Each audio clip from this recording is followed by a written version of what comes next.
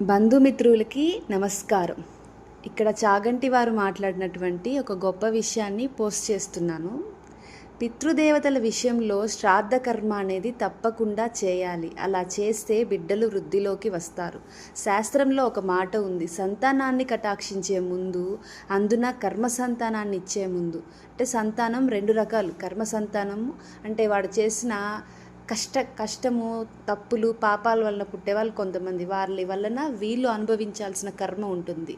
దాని నుంచి రెక్టిఫై చేయడం కోసం మనకి ఇటువంటి బిడ్డలు పుడతారు. ప్రీవియస్ జన్మలో మనం ఒకరికి విపరీతంగా సేవ చేసిన, ప్రేమించిన ఆ రుణం వలన పుట్టే బిడ్డల్ని రుణానుబంధాన అంటారు. అంటే వాళ్ళకి మనం ఎంతో ప్రేమ పంచేసాం కాబట్టి వాళ్ళు మనకి తిరిగి ఆ రుణాన్ని చెల్లించడం కోసం ఖచ్చితంగా పుట్టి తీరుతారు. సో కర్మ చేసేవాడిని ఇవ్వాలా వద్దా అంటే పితృదేవతలను సంప్రదించి పరమేశ్వరుడు ఇస్తారు. వారికి ఎలాంటి బిడ్డలను ఇవ్వాలి అనేది బ్రహ్మదేవుడు కూడా పితృదేవతలను అడిగే ఇస్తాడంటాడు. ఎవరైనా ఏ కారణం చేతైనా పితృదేవతలకు అలా చేసి ఉండకపోతే అప్పుడు ఏం చేయాలి? కొన్నాళ్ళు మానేశారు. ఫస్ట్ మనకి ఇవన్నీ తెలియదు కదండి. ఇంట్లో ముందు నుంచి ఇవన్నీ చెప్పి పెంచితే పిల్లలు చక్కగానే ఉంటారు. పిల్లలకి మనం చిన్నప్పటి నుంచి ఏది ఫీడ్ చేస్తున్నామో అలానే పెరుగుతారు. మనం చెప్పకుండా మన ఇష్ట ప్రకారం పెంచేసి చివరికి చనిపోయాక మనం పితృదేవత అంశంలో కలిసిపోయాక వాళ్ళు మనకి చేయలేదని ఆత్మ ఘోషిస్తే దానికి తప్పెవరిది? సో ఇటువంటి వారి కొరకే భారతదేశంలో ఒక గొప్ప ప్రాంతం ఉందండి. ముందంతా చేయలేక తర్వాత దాని గౌరవం విలువ తెలిసాక అయ్యో జరిగిపోయింది ఇప్పుడు మొదలు పెడదాం అనుకున్నాడు, కానీ గతంలో పెట్టలేదు. ఆ దోషం పోవడానికి ఎలా అంటే ప్రీవియస్ ఏ కర్మలు చేయకపోయినా, తద్దినాలు శ్రాద్ధాలు ఇవేమి చేయకపోయినా తర్వాత నుంచి కంటిన్యూ చేయాలి అనుకునే వాళ్ళకి భారతదేశం మొత్తం మీద ఆ దోషం పోగొట్టగలిగే క్షేత్రం ఒకే ఒక్కటి, తిరుమలలోని కపిల తీర్థం. ఆ కపిల తీర్థం ఒక్కటే ప్రీవియస్గా ఏ శ్రాద్ధ కర్మలు చేయకపోయినా అక్కడ మహాలయ అమావాస్య నాడు శ్రాద్ధం పెడితే అంతకు పూర్వం శ్రాద్ధం పెట్టినటువంటి దోషం పరిహరించబడుతుంది. ఇది మన గురువుగారు చాగంటి వారు చెప్పిన మాటలండి. థ్యాంక్ఫుల్గా మనం ఈ శ్రాద్ధ కార్యక్రమాలని నిర్వహించవచ్చు.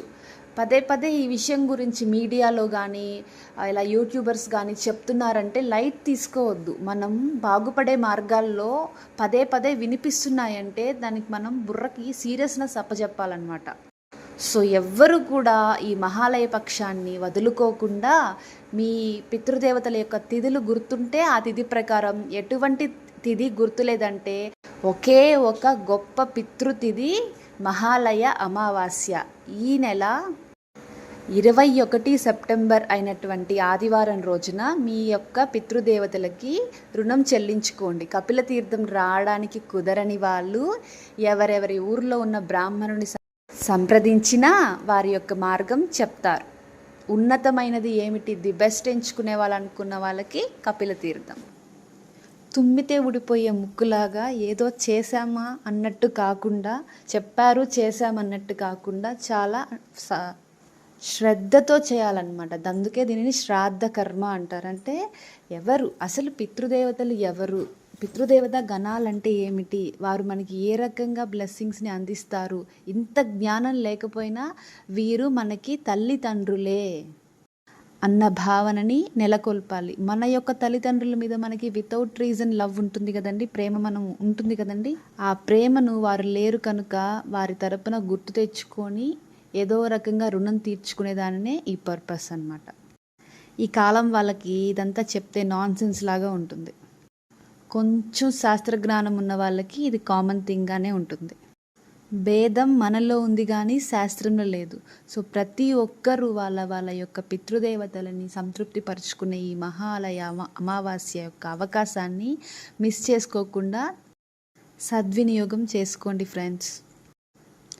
తర్వాత చేసి కామైపోకుండా దాన ధర్మాలు వీలైనంత మన మనస్సుకి మోసం లేకుండా ఉంటే మనం ఎంతవరకు దాన ధర్మాలు చేయగలమో అంతవరకు మనస్ఫూర్తిగా వారి పేరు మీద దాన ధర్మాలు చేసి, ఎండాకాలంలో అయితే మంచి నీళ్ళలు ఏర్పాటు చేయడం, ఇలా షెల్టర్స్ అవన్నీ పెట్టించడం, వానాకాలంలో అయితే దానికి సంబంధించిన షెల్టర్స్, గొడుగులు ఇట్లా ఎవరికి మానవాళికి ఏ రకంగా మనం ఉపయోగపడగలుగుతామో అవన్నీ చేయొచ్చు. ఒక మంచి మాట చెప్పడం ద్వారా 10 మందికి ఉపయోగపడుతుంది అంటే ఆ రకంగా కూడా మనము ఏదో రకంగా సమాజానికి, ఏదో సినిమాలో చెప్తారు కదా, సమాజానికి మనం రిటర్న్ చేయాలి అని.